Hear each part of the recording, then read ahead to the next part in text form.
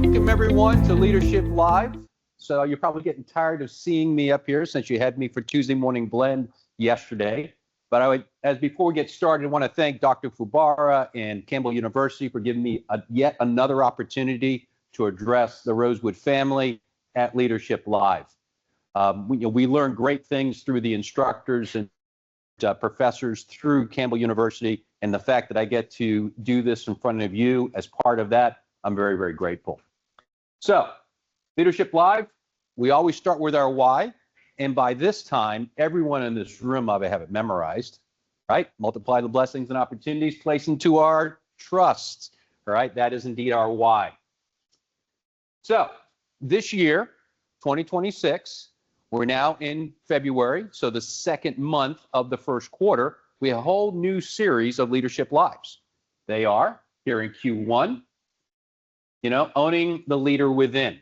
And I can't read all of that, so let me put my glasses on here. Yikes. 3 sessions. Obviously, we started January with personal ownership and spirit of excellence. Today, we're going to talk about grit, grace, and leading through adversity. And then, of course, next month, to finish out Q1, we'll talk about great using AI for personal effectiveness. Everyone should attend that particular session.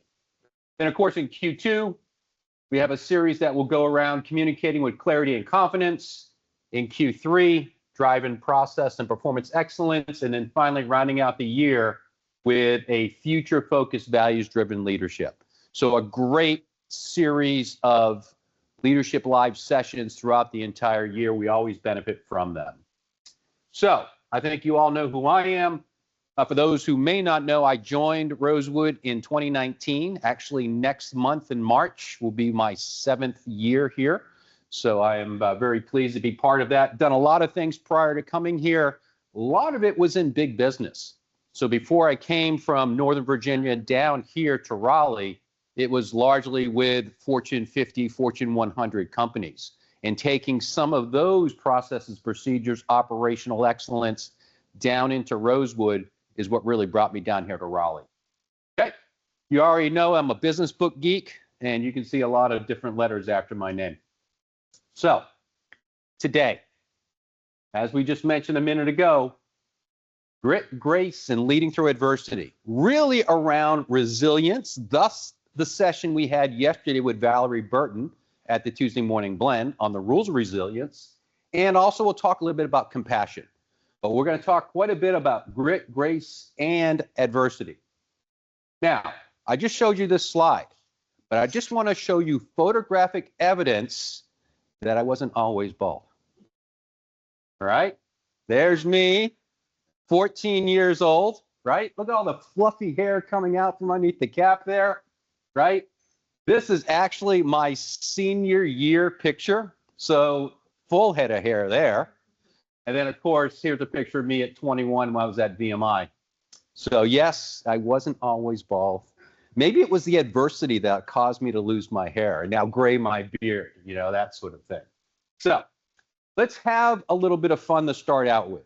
So, back when I was growing up in the 60s and 70s, there was a show called What's My Line? Anyone ever heard of it? Yep. So, what was it about?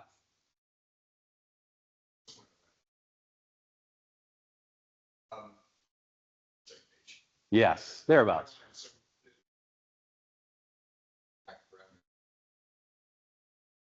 Blank, blank, or whatever it is. What was the line? Close. The show that I'm thinking of is where they had some celebrities. They would bring a person who they were not familiar with, and they had a series of questions that they would ask this particular guest. It was only yes or no questions. And based off of that person's answers, the celebrities were trying to guess what was their occupation, right? So we're going to do a version of that right now. And as I go through each of these individual bullets about this individual, if you think you know who it is, raise your hand. There's a $20 bill for the person who actually gets it right. All right? So, question is, who am I? At 22, they failed at business. At 23, they ran for a local office and they lost. At 24, they failed at their second business. At 26, the person they loved passed away. Anyone know it yet? Not yet? All right. At 27, they suffered a nervous breakdown. If you look what happened at 22, 3, 4, and 6, yeah, you can see why that's happening. At 29, they lost another run for a local office. Then at 34, they ran for Congress and they failed. And at 37, they were elected, but then they were defeated 2 years later. At 46, they tried for Senate and they lost. At 47, the person ran for vice president and lost. And then finally, one more time here, at 49, they lost another bid for Senate and they had 4 sons and only 1 lived. Lots of adversity. Anyone know who this individual is? What's that? Is that your guess, Kelly? Kennedy?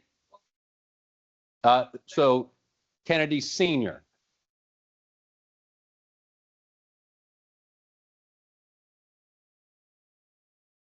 Yeah, anyone know? All right. At 51, elected president of the United States.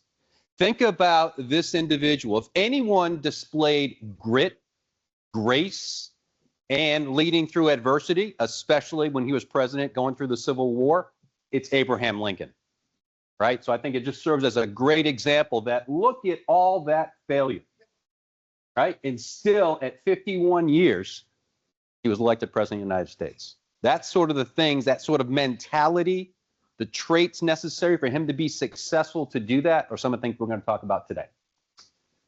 So the sources for today, mentioned this a little bit at Tuesday Morning Blend. First of all, we're going to take some of it from Angela Duckworth's book called Grit.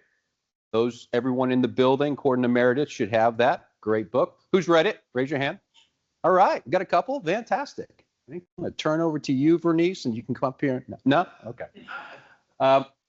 Also, I mentioned this book yesterday. There's a woman called Kim Perrell, serial entrepreneur. She has several books out, and this is her most recent, The Mistakes That Made Me a Millionaire. So a couple of things about grit in there, obviously talking about mistakes. I'm going to do 2 books from John Maxwell. Sometimes You Win, Sometimes You Learn, in his book called Failing Forward. And then finally, I'll talk about just one of the laws from Valerie Burton's book that we learned about yesterday at Tuesday Morning Blend on the rules of resilience. Okay? So, grit. Here's the word.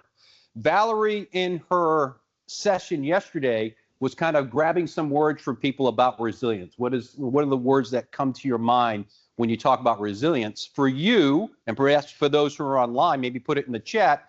When you hear the word grit, what are some of the words that come to mind? Excuse me?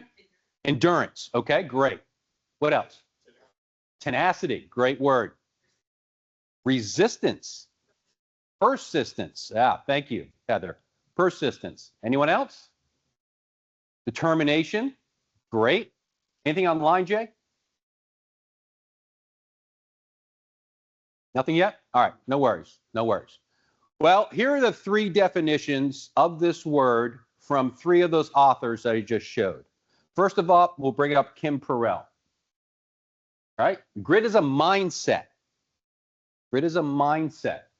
It is a passion, perseverance, and unwavering determination that someone just mentioned to pursue your dreams. How about Angela Duckworth from her book, Grit? Combination of passion and perseverance. All right? Then we'll go to John Maxwell, 50 years in leadership. What does he think the definition of grit is?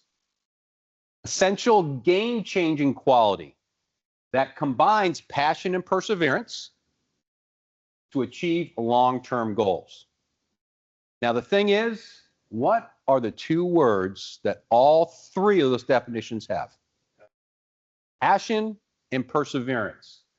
So let's look at these 2 components, right? Passion.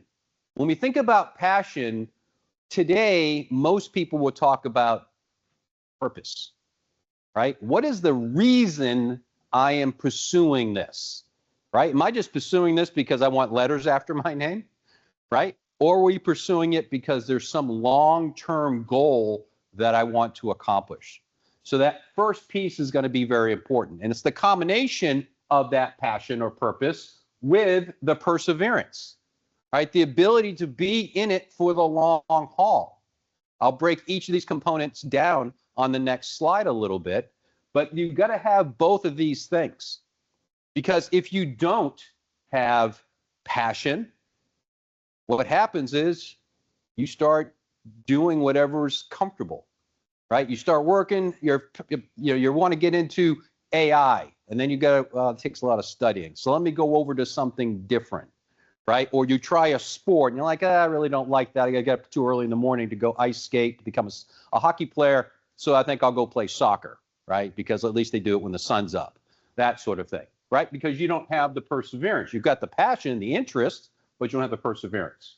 And then the other way around, right? If you have a lot of perseverance, but you have no passion for what you're doing or no purpose, that's just drudgery, right? It just wears you down, right? You keep doing the same thing over and over again, expecting a different result, which we all know is the definition of insanity, all right?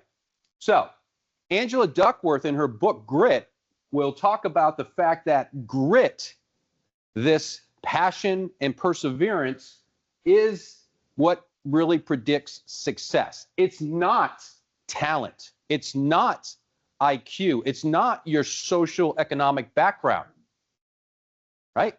It's really whether or not you have passion and perseverance. So the good news is that grit is something you can actually develop.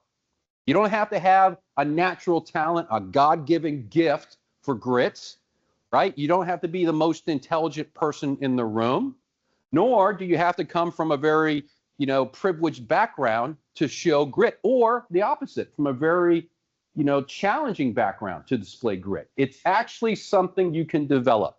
It's not a fixed trait, and that's what we're going to be talking about today.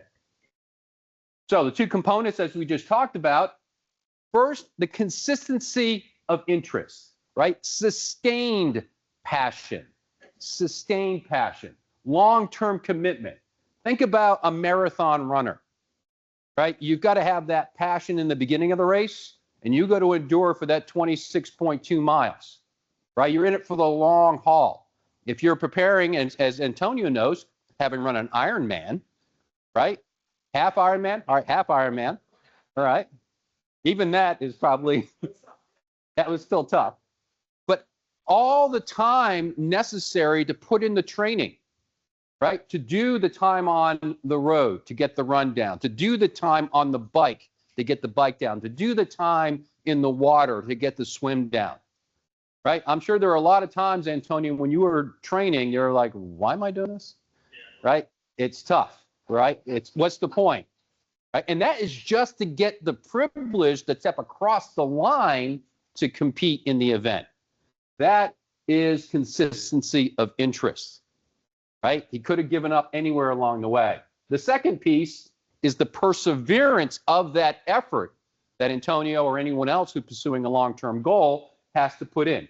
It's the stamina. So if the first one is about the long-term, it's about the endurance, right? The second one is about the stamina, the intensity of the effort, right? How hard can you go versus how long can you go? So you need to go hard and long. That's where grit comes from. It's the resilience of bouncing back. So here's our picture. It's about getting knocked down and getting back up.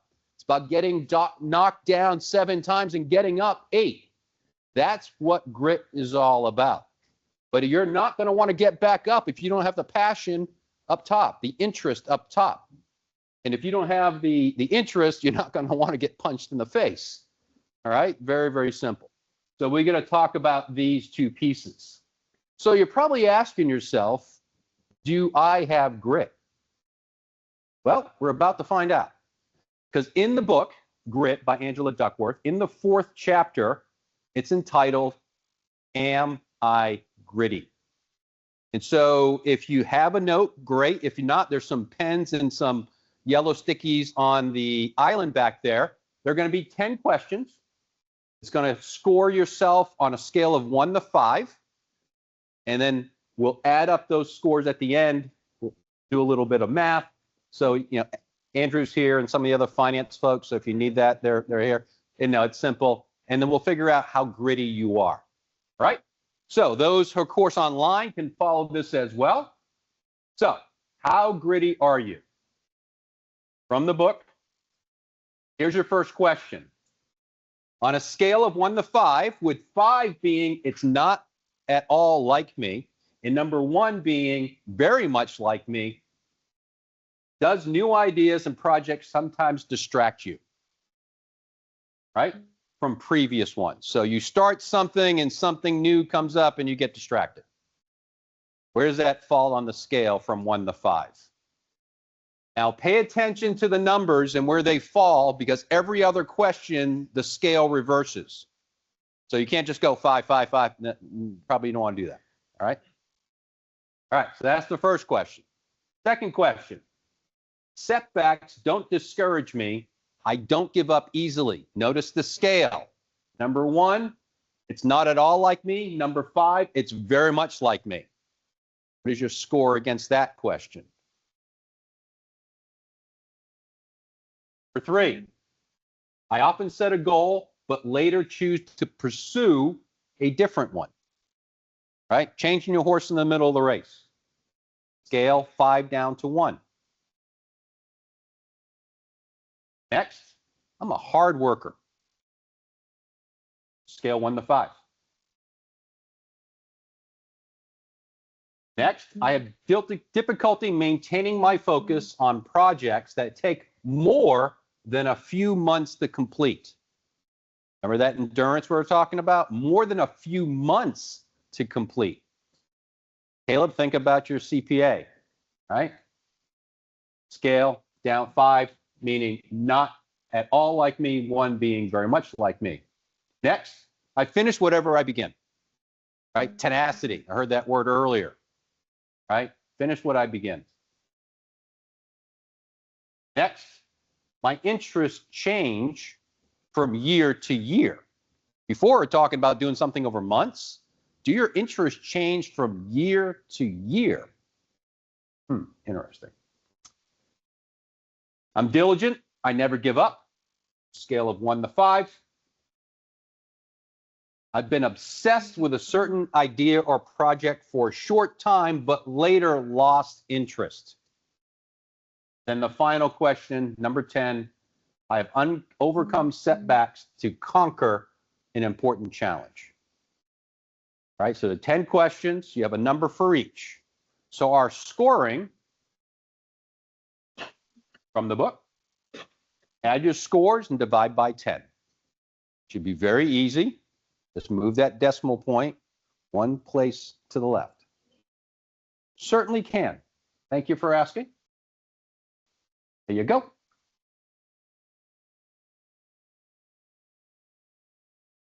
Read number 3. I often set a goal, but later choose to pursue a different one. Anyone else need one? All right. Again, add up your scores, divide by 10. Obviously, if you got close to a 5, you're extremely gritty. If you're close to a 1, you're not gritty at all. Now, how this falls out in the research is this is where you would fall based on your score in the population. So if you got a 2.5, you're in about the 10th percentile of the population. If you work your way up to a 3.8, you're about in the middle of the pack. If you can get above a 4, now you're getting above 70%, in the 70 percentile. And then more importantly, if you can get a 4.9, you're at the very, very top, the top 1% of everything. So a little bit of an assessment of how gritty you are. Anyone close to a 5? Anyone in the 4s? Ooh, got a couple. Outstanding. Fantastic. Yes. Yes. Now, remember, even if you're down in the 1s and 2s, we learned earlier that this grit is something you can develop, right? And we'll be talking a little bit about some of those characteristics you need in order to develop grit. All right. So that tells you whether or not you're gritty. Now, we cannot go through adversity unless we talk about grace. If we think about our core values, spirit of excellence, we before me, do the right thing, those three require an element of grittiness, right? It's something to do the right thing. I really don't want to do this, but I'm going to do it because it's the right thing to do. Spirit of excellence. You know, I'm really tired right now, but I want to get this one more email done, or I want to get this next piece of this job accomplished, right? Or we before me, right? Yeah, I'd much rather go out and hang out, but I'm going to actually stay at work and help my teammate because we're trying to meet a deadline. All those require an element of grit. But we also have a value, grace through generosity, because grace is also important because we are human, right? We're not machines, right? Maybe a couple of years from now when AI and the robots take over, maybe it'll be different. But at this point in time, we've got to understand that we have to give ourselves a little bit of grace.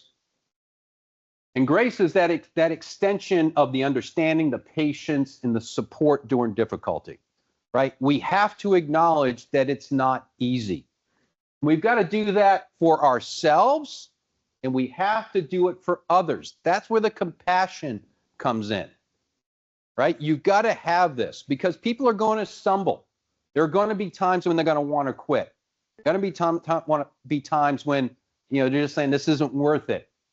This is where the grace comes in, both for yourself to say, yep, I know I'm wiped out. I know I've been trying this again and again, thinking, going insane, but it's worth at least one more try, right? You're giving yourself a little bit of grace in order to make that next step forward.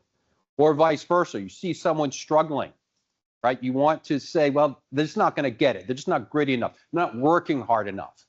No, you have to say, look, they're learning this new, right? They're a little bit unsure. They may be a little bit low in their confidence. But if you can grant some grace, that may be enough to have them try it again. And maybe they get it on that 10th or 15th or 27th time. Or if you're like Abraham Lincoln, you get it essentially 30 years later from your first attempt at trying to run for office. Now, what's interesting, if you study grit and survival, most of the people who perish, let's say they get lost in the wilderness, right? And for some reason, maybe it's the environmental conditions, it's cold or hot, you know, they perish because they can't find their way back.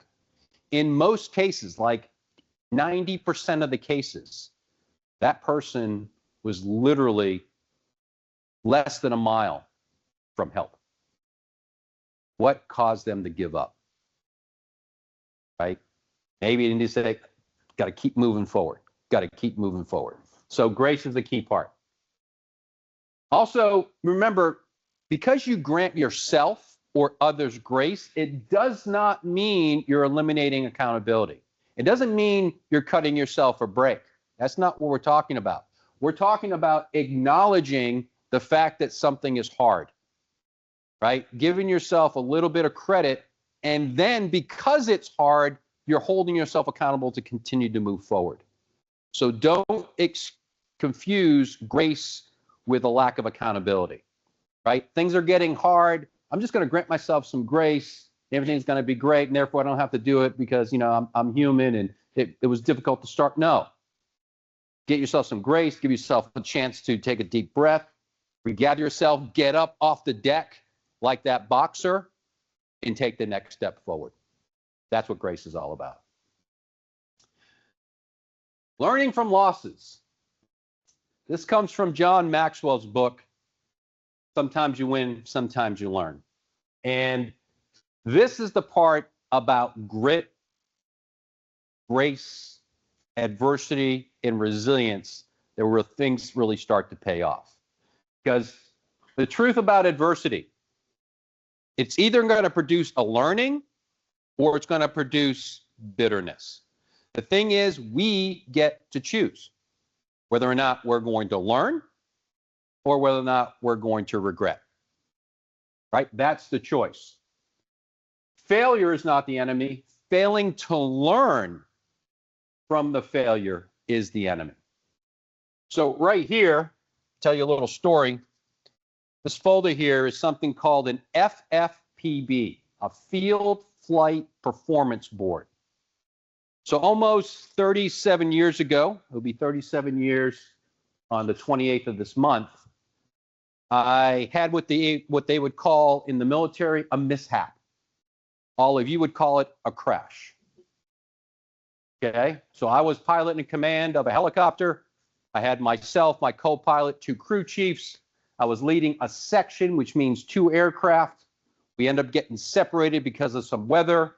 After a few radio calls, found out that they were actually at a particular location near a mountaintop, because what happened is as the cloud layer was coming down, because of some of the valleys, they could work their way up to the valley onto the mountaintop, and they were above the clouds, right? So I said, oh, great, we'll do our work, our navigation work up there above the clouds in the mountains. Good to go. So we decided that we were going to rendezvous at a location called Case Springs. This is in Camp Pendleton, California. And so I come out of, drop below underneath the clouds, go up this little valley. They're in a maneuver to land the aircraft, and I am the guy at this point in time. I'm a first lieutenant. I just came back from my first deployment. I was already a section leader. That's why I was out leading this. I was already an instructor in some of the basic stuff of an aircraft. I was still a very, very junior officer. Right, and I was the cat's meow at that time. Like I said, I just came back from deployment, and everything was fantastic. So these guys are coming into the land, and I come blowing past them at about 110 knots at about 50 feet off the ground. And what I do is I blow past them, I bring the nose up, and I make this turn to come back into the landing zone. And so with a helicopter, that's the version I was doing, when you make a right-hand turn under a little bit of G, it tends to overspeed the rotor system. And what happens is it speeds up so much that it damages the aircraft. So what you do when you're going to do an aggressive maneuver like that is you chop the throttles. You actually cut the power to the engines so it slows down the rotor system. So as you pull the nose back and that G-force comes on, it brings it back up where it's supposed to be. And then as you come out of the turn, you roll the throttles back on, because now you don't have the G-forces on it, and you need that power, and that's how you maneuver the aircraft. So I did this. I come up, make this maneuver. Well, as I'm making the turn, I suddenly feel the aircraft kind of falling out of the sky. And so I quickly looked in, and I said, did I bring the power back up? And I did. And so I pull on what they call the collective, which wants to increase power to the aircraft, but I'm still falling out of the sky. And this is like in seconds, right? And as I'm moving, I look forward, and I'm about to impact the ground. And all I can see in front of me is a tree line. And in that tree line, there's a little bit of dip in the trees, also like a little valley in the trees. And so what I did is I put a little wing down, and I put the aircraft right in between that little V. Now think about that. I'm trying to arrest the descent. So where's my nose? It's going to be up. I'm trying to slow down. But if I did this, what's going to happen to the tail rotor? It's going to hit the trees. Right? So I said, oh, let me make a really cool maneuver. I went wings level. I put the aircraft in between that little space. But how big is that thing that's above me called the rotor system? It's 54 feet. It took off the trees on either side. So as I hit the trees and it hit the blades, had a little bit of beat, and I ended up landing the aircraft and put it down on the ground. I thought initially, because of the way that the aircraft felt, is that I hit the tail rotor. And once we shut the aircraft down, I was missing literally 2.5 feet of the blades. Take it off. So that obviously damaged the airplane, and they conduct what they call a field flight performance board. So the first thing they did is they took my wings. Said, we're going to do an investigation. We're going to do a preliminary inquiry. And in here, I could show you it. I have the results of that preliminary inquiry. And they thought at the time that I was at fault. Obviously, you didn't do the right thing. You crashed the airplane safely. You put the thing on the ground, but obviously you did something you shouldn't have been doing. So took away my wings. They took 57 days for them to convene this board. And then this board met and did all this investigation, all these different sort of testimonials from all the different people around there. And they found that I needed to retake or relearn everything that I had learned up to that point. I had to start over, right? So I now had to fly for the next 60 days with an instructor. I couldn't sign for an aircraft, couldn't do any of those things. And so it was actually 157 days before I got my wings back. That was perhaps the best learning of my career. So sometimes you win, sometimes you learn. This was definitely sometimes you learn scenario. Because think about that. I went from being the guy, so to speak, to not even wanting people to fly with me. In fact, the day that happened, 28th of February, 1989, the very next day, the 1st of March, I got a brand new commanding officer. And the first thing that he knows about me is I crashed one of his airplanes. So what sort of credibility do I have with this brand new commanding officer? Not a lot. Now, the good news, and we'll talk about this in a minute, and we talk about Valerie Burton again, you know, there were some good statements in here, and people talked about that. What saved me the most in this situation, the reason I received my wings back, was because the things that I was saying, the things that I was doing, the ability to keep moving forward, swallow my pride, be humbled, start all over again, work my way back up, and the fact that I saw it as a learning evolution, right? I didn't cast blame. I didn't say, well, you know, something wrong with the airplane, or the crew chief should have picked up the rate of descent, or my co-pilot should have double checked. No, it was any of that. I said, no, I was the pilot in command. I was at the controls. This is what happened. And so learning is the key. It could have easily just cratered my career without treating it as a learning evolution. And for me, question was, what can this experience teach me? So anytime you're going through adversity, anytime you suffer a setback, anytime you stumble and fall, anytime you get knocked to the ground, anytime that you make a mistake, ask yourself that question. What can this experience teach me? Because if you do that, that's where grit comes from. Because grit says, I'm going to learn from this and I'm going to keep moving forward. That is the key. So sometimes you win, but hopefully every time you're going to learn. Okay? So rules of resilience. Valerie Burton talked about this yesterday for those who attended the Tuesday morning blend. She mentioned these 3 support pillars. Anyone remember any of the 3? I'll start with this one. Adaptive skills. Close. That's the next one. The adaptive skill is really your mindset, right? How do you think? How do you act? Going back to my mishap, right? What was my thinking? Was I thinking that, oh, it was someone else's fault, or was I taking accountability, right? That's the key thing. So in order to be resilient, you have to develop these adaptive skills. And the way you develop the adaptive skills, guess what? You've got to fail. Someone who hasn't gone through adversity, in reality, hasn't started to develop wisdom. Because wisdom comes from the learned experience. The experience comes from the mistakes, the failures, the trips, the falls, that sort of thing. So you need the adaptive skills. What Kelly was talking about, protective resources. Going back to my mishap, the protective resources I had around me were all the other fellow aviators, to including some of the instructors that I had up to that time, who gave me letters in here that said, he's a good pilot. He's worth saving, right? You shouldn't kick him out of the Corps because we need him going forward. I had a community around me, and so in adversity, you need a community around you. Who are those people you can call? They call them a 2 a.m. friend. Who is that person you can call at 2 a.m. and they'll pick up the phone and they will help you through the situation, even if that's just to listen, right? You got to have those protective resources in order to develop grit. Because as we said before, it can get really lonely. And so in order to do that, you need some people around you. And finally, preventive resources. This is where, because of what you've done, this is how you actually start to stop making the same mistakes over and over again. Sometimes you win, sometimes you learn, meaning I tried that and it didn't work. A person who has grit says, that's okay because I now know I shouldn't do that again.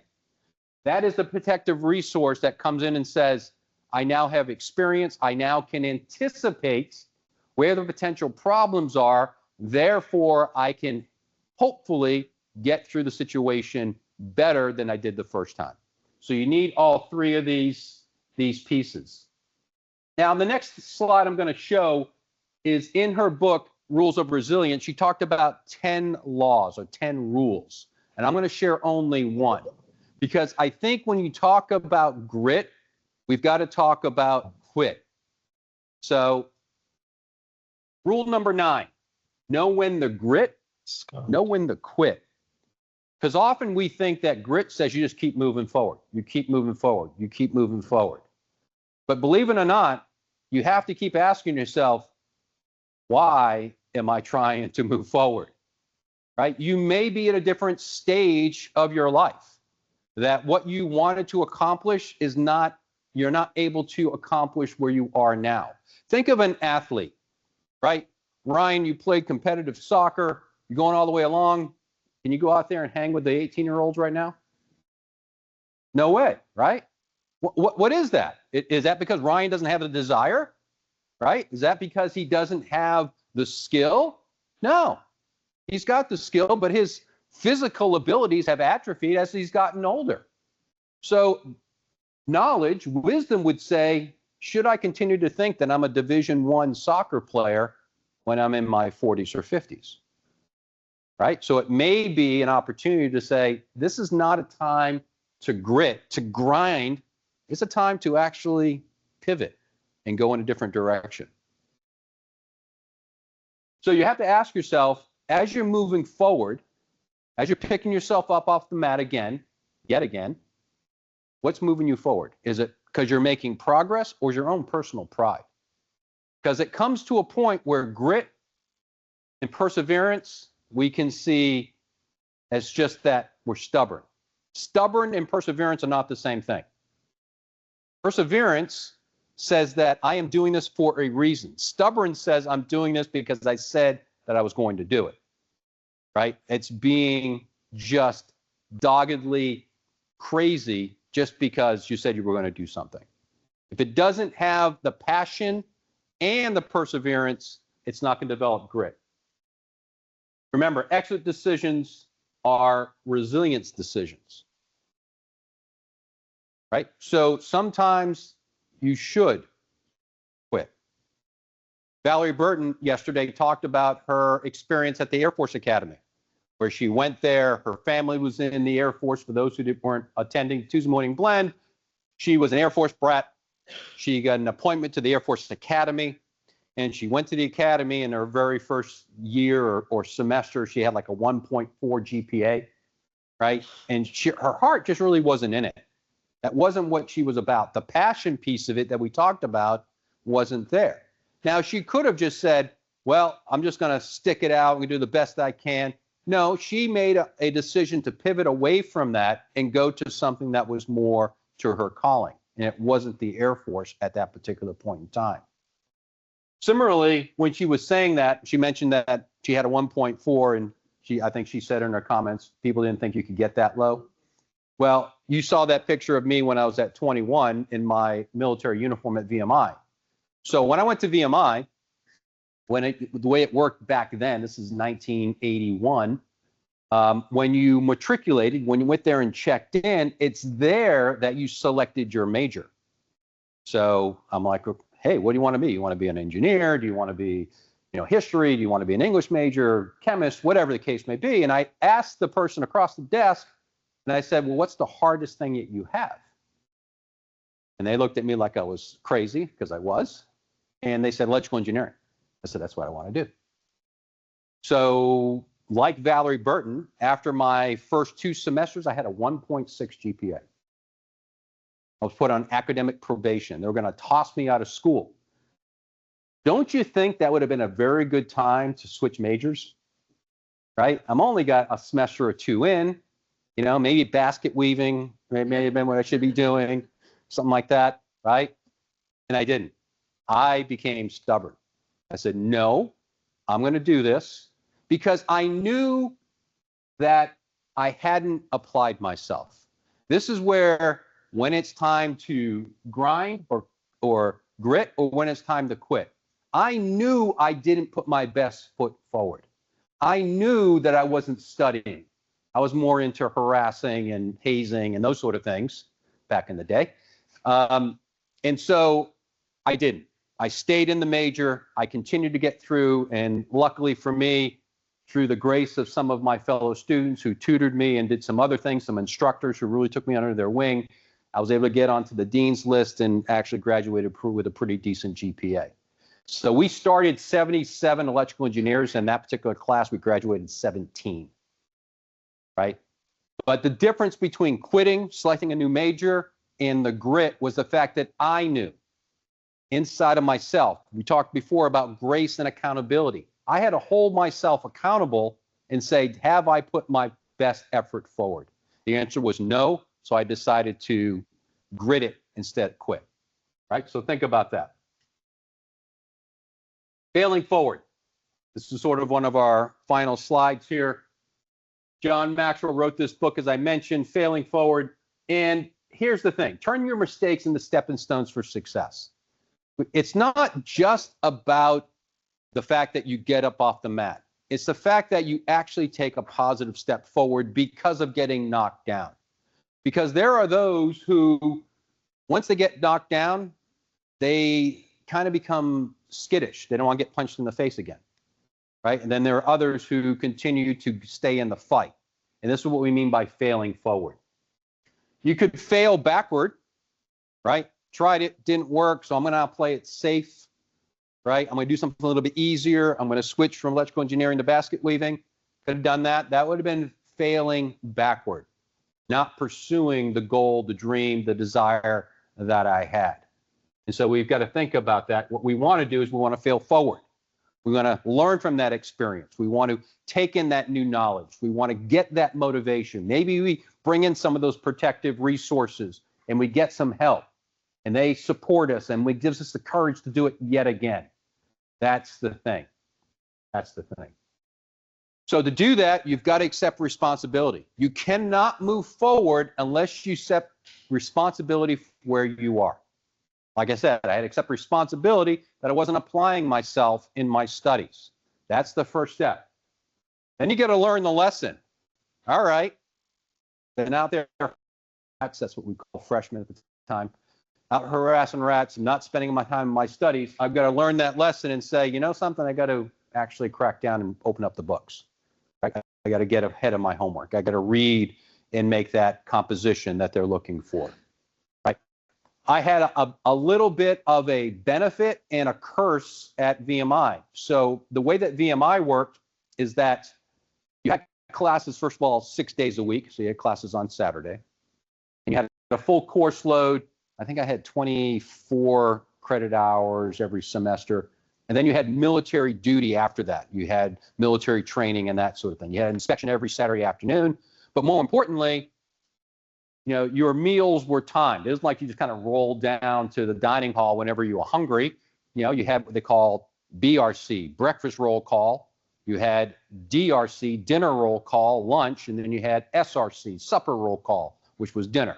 You had to form up. You had to march down to the chow hall. You had very crazy rules and stuff. But nonetheless, you really were up from like 6 in the morning until 23:30. So 23:30 military time is 11:30 at night. At 23:15, 11:15, they would play a bugle call, and that basically says you've got 15 minutes to get yourself ready and have lights out. So you could not study until 2 a.m. You couldn't do an all-nighter because what they would do is after 11:30, somewhere during the night, a military officer is going to come around. They're going to check your room to make sure that you're not studying because they believed you needed to develop discipline. to study during that time. So what helped me learn the lesson was the fact that I only had so much time. And so I had to actually change my behavior in order to benefit and improve my grades. Making the adjustments, and then finally moving forward. And trust me, once you move forward and you reach that goal, whether it's receiving your degree, whether it's getting your wings, getting wings back, you know, those sort of things, you do take a sense of pride that you went through that difficult period, went through that adversity.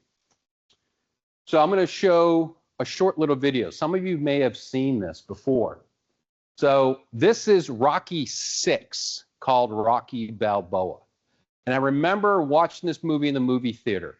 And this little clip that I'm going to show was very impactful for me. I don't know if it was because of what I had gone through prior, or it was just the message that was sent. But I think maybe some of you have seen this, but it's a great tie-in to all the things that we talked about. It talks about the grit, it will talk about the grace, and it will talk about the fact that you've got to push through adversity to keep moving forward. You ain't gonna believe this, but you used to fit right here. I'd hold you up and say to your mother, this kid's gonna be the best kid in the world. This kid's gonna be somebody better than anybody ever knew. And you grew up good and wonderful. It was great just watching you every day. It was like a privilege. Then the time come for you to be your own man and take on the world, and you did. But somewhere along the line, you changed. You stopped being you. You let people stick a finger in your face and tell you you're no good. And when things got hard, you started looking for something to blame, like a big shadow. Let me tell you something you already know. The world ain't all sunshine and rainbows. It's a very mean and nasty place, and I don't care how tough you are, it will beat you to your knees and keep you there permanently if you let it. You, me, or nobody is gonna hit as hard as life. But it ain't about how hard you hit. It's about how hard you can get hit and keep moving forward. How much you can take and keep moving forward. That's how winning is done. Now, if you know what you're worth, now go out and get what you're worth. But you gotta be willing to take the hits and not pointing fingers saying you ain't where you wanna be because of him or her or anybody. Cowards do that, and that ain't you. You're better than that.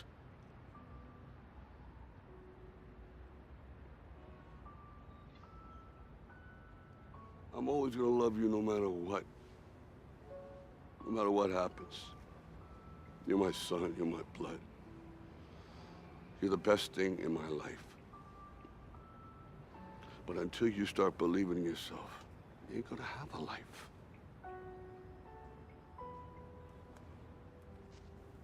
Don't forget to visit your mother.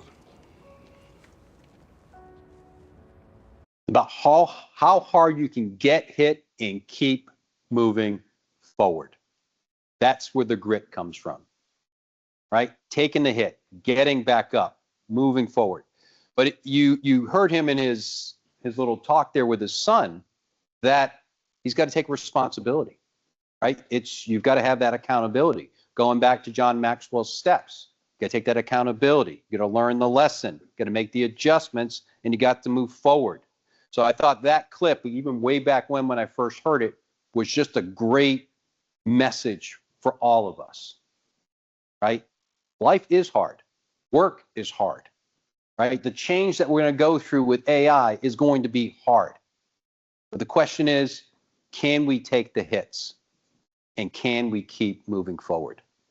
If you have grit, if you have that passion, if you have that perseverance, if you grant yourself some grace, if you then rally around you the protective resources and the preventive resources, and you have that adaptive mindset, you will lead yourself through adversity, and more importantly, you will serve as an example, as a model for those around you. Because sometimes that's what you need. You need someone to take the step before you, motivate you to do the same thing. All right, so we'll close with 3 takeaways. Number 1, got to have that consistency of interest. But remember, grace is not an absence of accountability. Accept that responsibility. Number 3, fail forward, not fail backwards, fail forward. Accept the responsibility, learn the lessons, make the adjustments, and keep moving forward. Questions? Yes, Andrew. Yes and no. That this type of thing, grit, can apply to someone with wonder, someone who likes thinking at 50,000 feet, and the person with tenacity, the person who likes to get stuff done. Because think about it. If you're wondering, you've got to have grit to keep on asking the questions, right? Keep on challenging, keep on going, what if? Hey, how about if we try it this way? You need grit to keep on pushing through those things that need to be addressed. If you have the eye at innovation, you got to have the grit to come up with yet another solution, right? If you've got the genius of discernment, right? Yeah, I don't think it's the right thing to do, but we're still going to go that way. All right, I'm going to go. Hey, I think we ought to do it this way. No, you're still not going to do that? Okay, you got to have the grit to keep moving forward, right? If you're galvanizing, hey, well, we're going this way now. We're going to do this new thing, and everyone just kind of drifts away. No, you got to get back in there, rally them again and again and again. You've got to have grit to stay in the fight. If you're an enabler, right, and you want to come alongside, and they're going, all right, hey, I can help with this, and they just kind of ignore you. You go, okay, I could just fall back, fail backward, or I could fail forward, say, hey, I really can help with that. Here, I can do this, I can do that. You got to have the grit to keep putting yourself in the position to support others to achieve their goals. And then finally, tenacity, as you would expect, that once you get knocked down, you got to keep moving forward. You got to keep asking that person for the 15th time, did you send in your software inventory? Right? You got to keep on asking the question. Right, Kelly? Yeah, exactly. So it takes all of them. It looks a bit differently, but it still is a fundamental aspect regardless of what your genius is. Other questions? Anything online, Jay? Yes, Stacy. Yeah, discipline, it's an interesting one because in reality, we all think that, you know, discipline is the fact that you've got grit, right? Because you're going to keep on doing it. But discipline is, it's kind of a close kissing cousin of stubbornness, right? Because the discipline sometimes can actually be a detriment. Because you're disciplined, because I do this every single day, this is what I'm supposed to do, this is the process, you don't see the fact that you need to adapt. And that's one of the challenges. So discipline is more of a dichotomy, that you've got to be disciplined, but at the same time, you've got to be willing to keep your head up to see there may be a better way of doing it. So it does play into grit.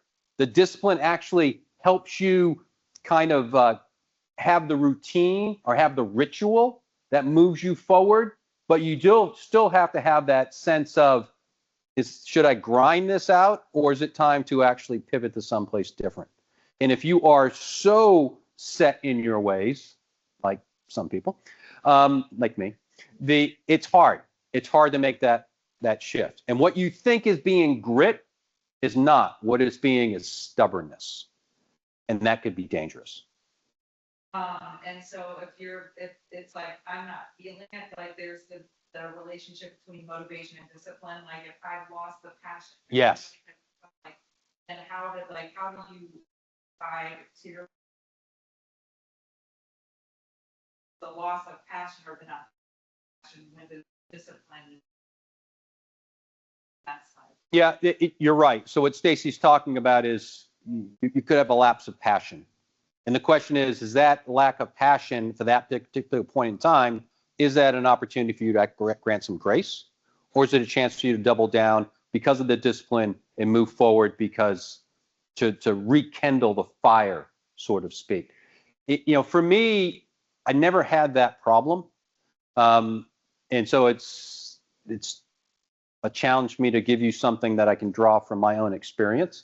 Because, again, when I went in the Marine Corps, going back to my mishap, my goal was to be a combat aviator, and I was going to do whatever it took. If you want me to refly everything every month, I'll go do it because I want to get to the end. So the passion, the endurance was there. I do think, though, that you have to ask yourself, why aren't you passionate? And that is going to be more insightful and informative to what the next step should be. But you got to be honest. We're going back to responsibility, going back to even my situation with my electrical engineering degree, right? I had to have that confidence to say it was me, right? Because the passion was gone. I was tired. I don't want to study anymore. Calculus, this, I don't want to do that. But I had to say, no, why am I doing this? And a motivator, maybe going back to the passion, what really reinvigorated this. And so I think some of you know, I come from a large family. So I'm number 8 out of 9 kids in my family. And I'm the only college graduate in my entire family. So me being number 8, my mom, who was a nurse, always had this passion for education. And the rest of my brothers and sisters up until that point chose not to go that route. And I did. And so I felt a lot of pressure to perform and to make my mom proud. And when I got those grades, and my parents got my grades too, it was that sense of disappointment of them that really moved me forward. So that reinvigorated my passion to say, you know something, this is not just me. I'm affecting others, and that reinvited my passion. So I don't know if that answers the question fully or not, Stacy, but in my opinion, if you're struggling with passion, that is time for self-reflection. Ask yourself why. I would then go to what Valerie Burton talked about with protective resources. Get around others, right? Go see someone like yourself saying, okay, Stacy, I'm just not motivated anymore. What's going on? And get some help. Get some people who can probe a little bit, because sometimes you just need a slap, figuratively, right? To kind of wake you up and get you seeing the future again, because we can put all kinds of obstacles in front of us and all kinds of things that can shield us because it feels comfortable, right? We've got to be willing to grow, and that's what I mean by failing forward. So, anything else? Anything online, Jay? All right. Well, it's 5:08 after the hour, so I'm going to give you 2 minutes back of your day. I want to thank Dr. Fubara and the Leadership Live organization, to include Meredith J. Antonio, for all of this. And remember, next month we have big one, using AI to build personal effectiveness. So we'll see you next month back at Leadership Live. Cheers, all.